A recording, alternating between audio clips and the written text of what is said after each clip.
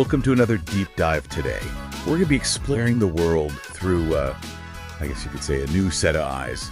We'll be looking at the world through the lens of Robin Wall Kimmerer and her book, Braiding Sweetgrass. It's a journey that weaves together indigenous knowledge, scientific understanding, and I think a really profound reflection on our relationship with the natural world. Yeah, and Kimmerer's perspective is so interesting here. She brings the rigor of a trained botanist, but also the wisdom of her heritage as a member of the citizen Potawatomi nation. And that perspective really invites us to rethink kind of some fundamental assumptions we might have, starting with how we view our relationship with nature. So Kimmerer introduces this concept. She calls it the gift economy of nature. And it really challenges the way that, at least in the West, we understand land and resources. I mean, think about it. The dominant Western view really sees land as a bundle of rights, like something we can own, something we can exploit for our benefit. But Kimmerer kind of flips that on its head and suggests that land, and really the whole natural world, operates on what she calls a bundle of responsibilities. So it's not just about what we can take, but what we owe in return. Exactly. And to help us really grasp this idea, she takes us back to the beginning, to the Sky Woman creation story. That'll be interesting. And, you know, this story isn't just a beautiful myth, it's a foundational teaching that really underscores the indigenous understanding of interconnectedness and reciprocity. Right. So in this story, Sky Woman falls from the sky world, and she's saved by the gifts of animals who help her create the earth. It's a reminder that everything is connected and that we have a responsibility to care for the world around us. And maybe to think about it on a personal level, can you think about a time you received a gift that wasn't really an object, like maybe a favor someone did for you, a moment of kindness, even just someone's time? What did that feel like? What responsibility did you feel to give back?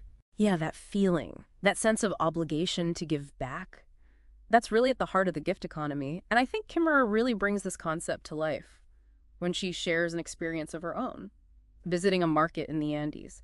And she describes this atmosphere of like abundance and goodwill, where generosity just seemed to flow so effortlessly between people. Like a stark contrast to the way things are in so much of the world. Yeah, it's a powerful contrast to that transactional nature of our modern world where everything seems to have a price tag.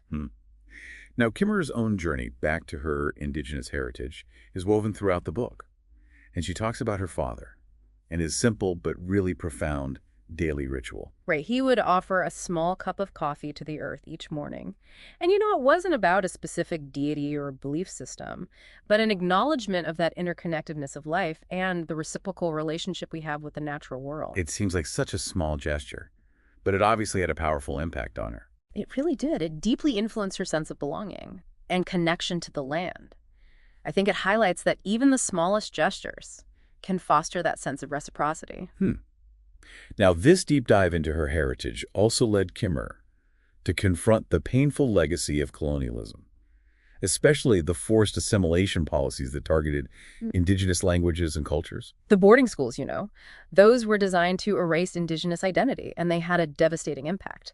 And Kimmerer talks about her ongoing struggle to reclaim the Potawatomi language, a language that embodies a completely different way of seeing the world. Can you give me an example of how it's different? Well, think about how we talk about a bay in English. You know it's a noun. It's a static thing. But in Potawatomi, a bay is actually a verb, to be a bay. It recognizes that the water's constantly in motion, it has agency and dynamism. So the language itself reflects a different understanding of the world. It does. It really challenges those rigid boundaries that we often place between humans and nature. And it invites us to reconsider our place in that web of life. And Kimmerer's scientific training really shines through as she brings these ideas to life, weaving in examples from the natural world to illustrate the wisdom contained within it, like her story about pecan trees and their massed fruiting cycles. Right, so from a purely scientific perspective, this phenomenon, where pecan trees produce massive amounts of nuts, but at like irregular intervals, is explained by the predator satiation hypothesis. Basically, the trees overwhelm their predators with nuts, ensuring that at least some seeds survive to sprout. Well, it's like a survival strategy. Exactly. But Kimmerer doesn't stop there. Yeah. She connects this to the historical experience of her tribe, the citizen Potawatomi. So the pecan tree's wisdom, their unity in producing this massed crop, becomes this metaphor for the importance of community and shared resources.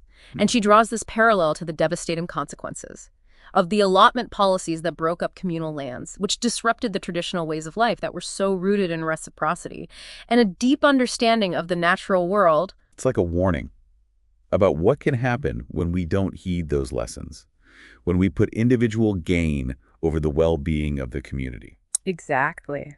So we've been talking about this gift economy and the idea of reciprocity. And I think Kimmerer gives us a beautiful example of this in her story about wild strawberries. Right. She talks about tending to the strawberry patches, weeding out space for the runners to take root, even though no one actually taught her to do that. It was just something she felt compelled to do. Yeah, an intuitive act, born out of her deep connection to the plants and the land. So in that act of care, she's fostering this sense of responsibility and a deeper understanding of that reciprocal relationship between humans and nature. And it's a powerful lesson that we can all apply in our own lives. How can we cultivate that same sense of reciprocity in our interactions with the natural world? How can we, beyond just a transactional mindset, and embrace the idea of giving back for the gifts that we receive? And you know what I really appreciate is that Kimmerer's book isn't just about, like, theoretical concepts. It's filled with stories from her own life that bring these ideas to life. Like, one story that really resonated with me is about her attempt to create a swimmable pond for her daughters. Oh, yeah, I remember that one. So she was faced with this abundance of life in the pond. You know, tadpoles, algae, this whole interconnected ecosystem, just thriving in its natural state. What? And she wanted to make the pond, you know, more appealing for swimming. But she was also confronted with these ethical dilemmas of, you know, altering this delicate balance. It's a struggle a lot of us face, right? When we're trying to manage our own little piece of nature. Oh, absolutely. We want to shape it to fit our needs. Right. But sometimes that comes at a cost. Yeah. And in this case, Kimmerer ultimately decides against removing the algae, because she recognizes the potential harm to the tadpoles. Yeah. And that interconnectedness of all life in the pond. It's a decision that shows a deep respect for nature. Exactly. And a recognition that even our smallest actions can have unintended consequences. And this story leads us to another key theme in Braiding Sweetgrass, this idea of ecological restoration. Right. And it's not just about fixing what's broken. It's about understanding our place in the web of life and finding ways to work in harmony with nature. And Kimmerer also shares this very personal story about finding solace in the interconnectedness of water lilies during a time of personal grief. That's such a powerful story. It really shows how the natural world can sustain us. Yeah, it's a reminder that we're not separate from nature, but part of this intricate tapestry. And that interconnectedness leads us to one of the most important concepts in the book, the honorable harvest. Okay, tell me more about that. So the honorable harvest, it's this ancient indigenous teaching that offers a framework for how we should interact with the natural world. And how is that different from the way we do things now? Well, it's a stark contrast to the unsustainable practices that are so common in modern society, where we often take without asking, consume without considering the consequences. And to illustrate the honorable harvest in action, Kimmerer uses the example of black ash basket makers. Okay. So these artisans, they have this deep understanding of the black ash trees and their role in the ecosystem. And how does that translate into their practices? Well, they only take what they need, they use every part of the tree, and they give back to ensure its continued flourishing. It's a beautiful example of reciprocity. It really is. Living in balance with nature. But unfortunately, it's also a story tinged with sadness. Oh, why is that? Because Kimmerer shares the devastating impact of the emerald ash borer, Right. this invasive insect that's decimated the black ash population. That's heartbreaking. It is, because this loss represents not just an ecological tragedy, but a cultural one as well, because the tradition of black ash basketry is so deeply intertwined with the trees themselves. So it's a reminder that our actions have consequences and that we need to find ways to live in harmony with nature. Exactly. And that brings us to Kimmerer's call to action, this idea of becoming indigenous to place. So what does that mean? Well, it's about recognizing our interconnectedness with the land, learning to listen to its stories, and finding ways to honor its gifts. So it's not just about where we live, but how we live. Right. It's about developing a deep and reciprocal relationship with the place we call home. And to illustrate this concept, Kimmerer uses the story of Nanaboso. Oh, yeah, Nanaboso, this central figure in Anishinaabe stories. Who is he? Well, he's a trickster, but he's also a teacher. He journeys through the world, learning from the land. and the beings who inhabit it. So he's like a guide. Yeah, kind of, showing us how to live in harmony with nature. And Kimmerer emphasizes the importance of language in this process of becoming indigenous to place. Right, she compares the limitations of English in expressing the animacy of the world to the richness of the Potawatomi language. It's like how we were talking about the bay before. Exactly. Yeah. In English, we tend to see the world as this collection of objects. But in Potawatomi, the grammar emphasizes the agency and the spirit of all beings. It's a completely different way of seeing the world. It really is. And she tells this story about a friend, a field biologist, Yeah. who uses the word someone instead of something when referring to non-human beings. It's such a subtle shift in language. But it speaks volumes. It really does. It acknowledges the personhood of the natural world and invites us to relate to it in a more respectful and reciprocal way. And Kimmerer also introduces the concept of biomimicry, which is... It's exploring how we can learn from nature's designs and processes. Oh, like what? Well, think about the elegant structure of a spider's web, or the way a seed disperses on the wind. Nature has been solving problems for millennia, and we can find so much inspiration in its wisdom. So it's about looking to nature for solutions. Exactly. It challenges the notion that humans are somehow separate from or superior to nature. Right. It invites us to become humble students of the natural world, to learn from its ingenuity and resilience, and to apply those lessons to our own lives. And these ideas aren't just theoretical abstractions. Yeah, no, they're rooted in Kimmerer's lived experience. She shares stories about tapping maple trees, planting gardens, restoring wetlands, braiding sweetgrass. Right. Each story offers us a glimpse into the beauty and the wisdom of the natural world, And reminds us that we're all interconnected, whether we realize it or not. even when we're in places that feel very disconnected from nature. Yeah, like she describes trying to find a sense of reciprocity in the most unlikely of places, a shopping mall.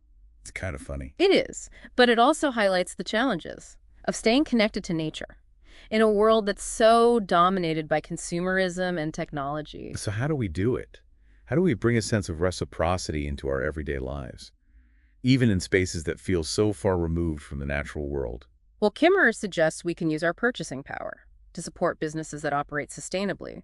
We can find ways to incorporate natural elements into our homes and workplaces, and we can make a conscious effort to spend time in nature. Even if it's just for a few minutes each day. It's about making small choices that reflect our values and our commitment to building a more reciprocal relationship with the earth. And ultimately, Kimmerer challenges us to ask ourselves some important questions.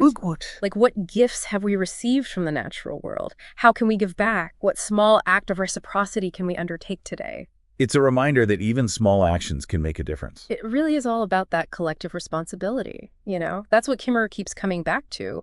We're all a part of this larger web of life.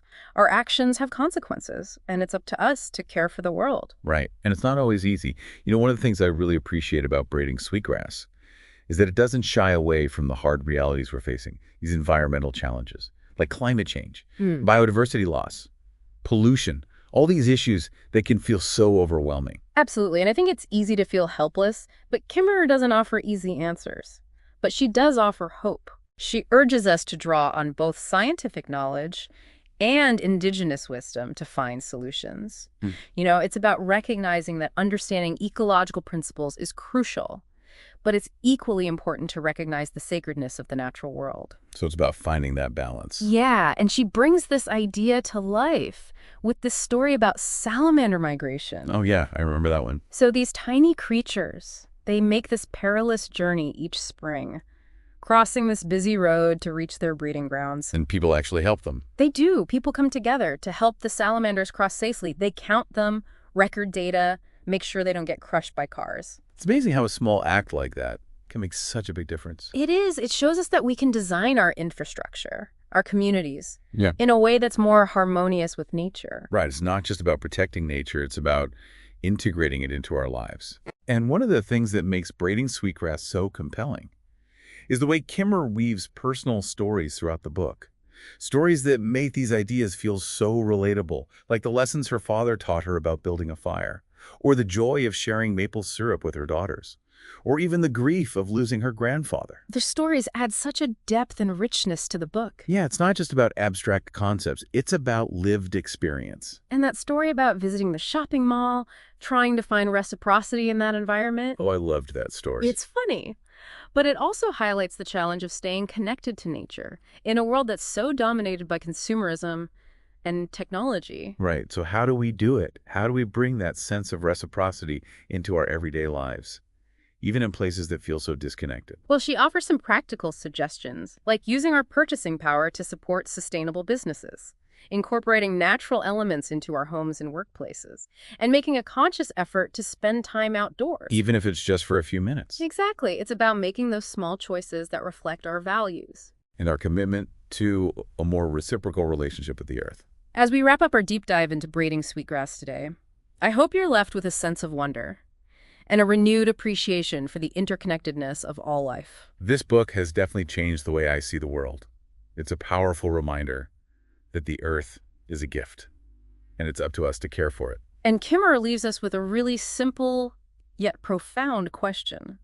What small act of reciprocity can we undertake today? It's a question worth asking.